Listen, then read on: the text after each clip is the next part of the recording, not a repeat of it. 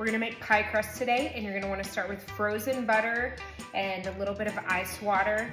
And I make all of mine in my food processor. So if you have one of those, it's a great tool.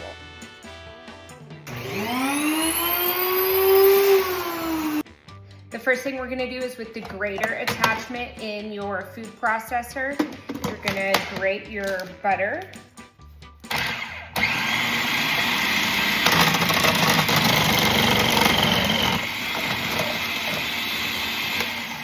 Again, you wanna make sure your butter is frozen ideally. You're gonna take your grater attachment out and put your chopper attachment on.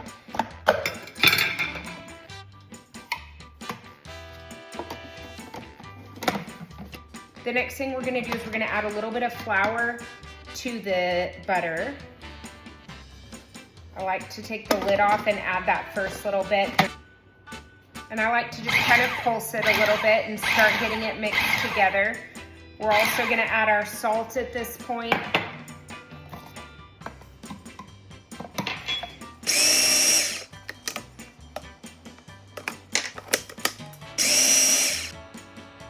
Then we're gonna go ahead and crack our eggs in there.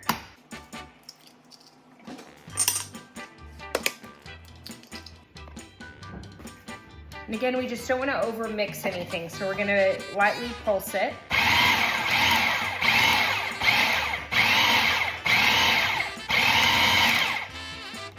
And if there's things sticking to the sides up at the top, especially because my flour and my butter and eggs are all really cold, sometimes it'll freeze to the side of my food processor bowl. So you wanna make sure and scrape things down if they do get stuck up high. Now we're gonna turn it into the on position and remove this, and we're gonna slowly add 4 tablespoons of ice cold water.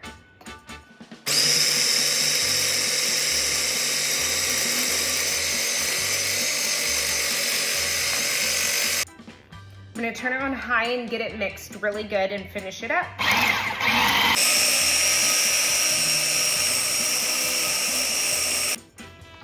Once your dough starts to pull away from the side and kind of ball up together, that's how you know it's done. I always pour it directly onto my plastic wrap so that I can pat it into a little disc and put it in the refrigerator to chill for just a little bit before I roll it out.